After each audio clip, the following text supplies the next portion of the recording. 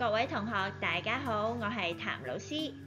本年度嘅好書分享同以往有啲唔同喎。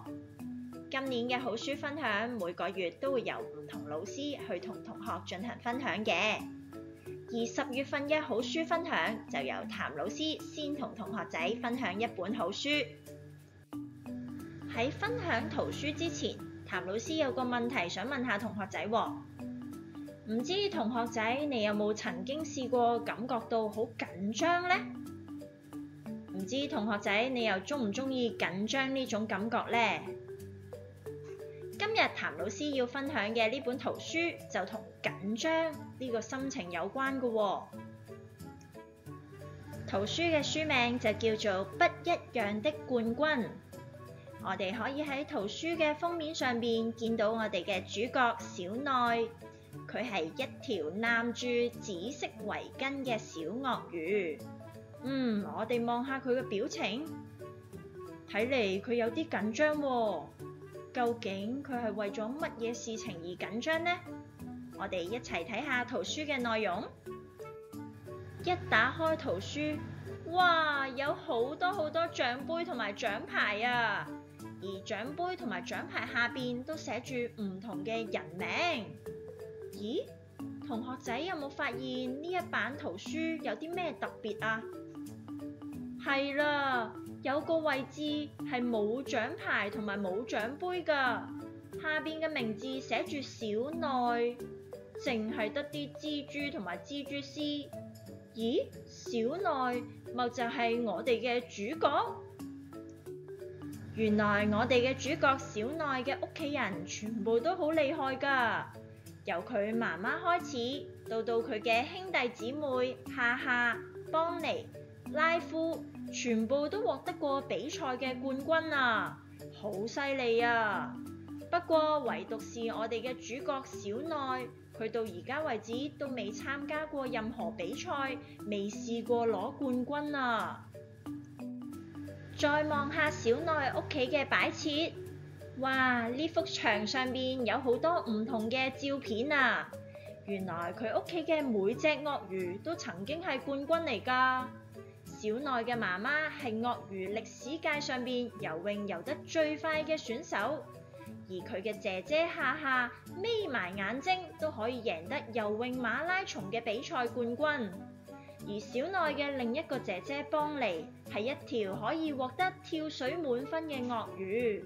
而連佢嘅弟弟拉夫都係水球隊嘅隊長嚟㗎，佢哋嘅屋企人全部都好犀利啊！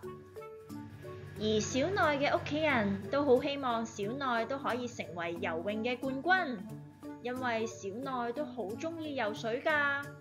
水就係小奈最喜歡留喺度嘅地方，而佢好鍾意喺水度漂啊浮啊，或者諗下事情。但係當小奈要開始接受訓練，參加游泳比賽之後，佢就發現留喺水度冇咁好玩啦。當媽媽嘅哨聲一響，佢嘅心就開始卜卜卜卜咁樣跳。當佢媽媽開始大嗌：小奈要游快一啲啊！佢嘅尾巴就開始驚到發震。當佢聽到媽媽嘅聲音開始逐漸變大，小奈加油加油啊！小奈嘅牙齒就開始顫抖起嚟啦。去到最後訓練結束，佢都唔敢話俾媽媽聽佢自己嘅感受。佢每次都淨係同媽媽講：今日游得真係好開心啊，媽媽。終於去到有一日，小奈嘅屋企人話俾佢聽，佢哋幫佢報名參加咗佢嘅第一場比賽。小奈聽到之後就開始驚慌啦。但係我……小奈好想同屋企人表達佢真實嘅諗法，但係小奈講唔出口啊。點解嘅？原來小奈嘅屋企人幫佢準備咗好多嘢啊，包括係整咗一件印住小奈名字嘅上衣啦，又整咗一幅橫布條寫住小奈加油加油！同埋佢哋仲邀請晒所有認識佢哋嘅鱷魚嚟觀賞小奈嘅第一場比賽添啊！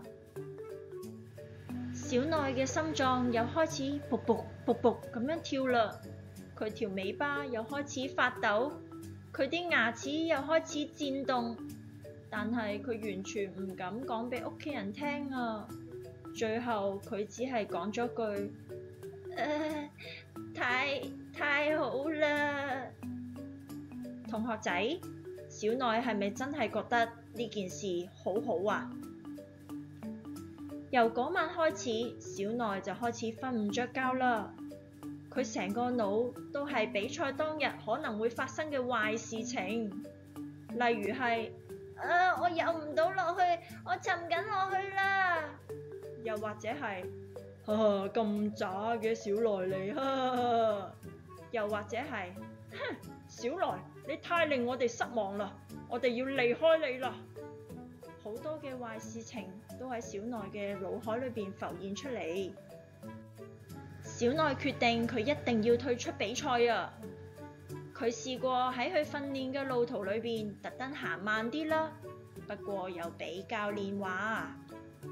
又試過偷偷地喺自己身上面畫好多紅點扮病啦，不過又俾佢媽媽發現咗。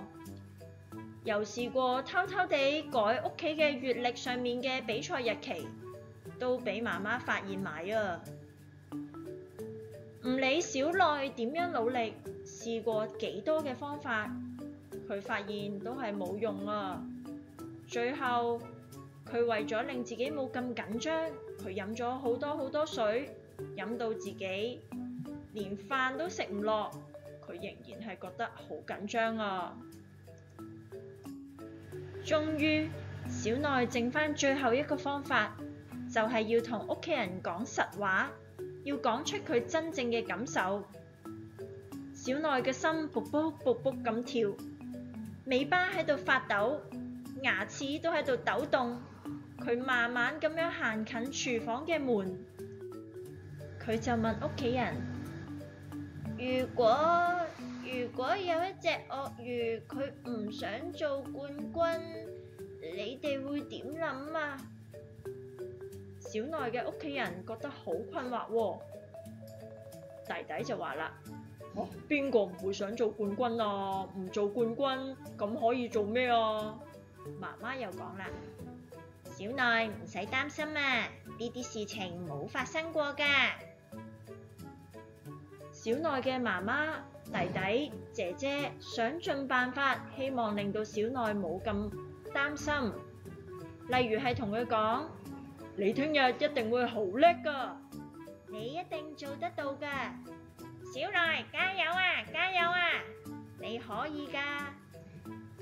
但係無論屋企人講乜嘢，小奈嘅心情都冇覺得好啲啊！好快，小奈反而希望自己咩都冇講過啊！終於比賽嘅日子到啦，小奈所有嘅屋企人陪住小奈一齊去到比賽嘅場地。雖然小奈好努力咁樣想收埋不安同緊張嘅情緒，但係佢都係緊張到震晒啊！終於到小奈上場啦。每當小奈靠近跳板比賽嘅地方一步，佢就越嚟越擔心。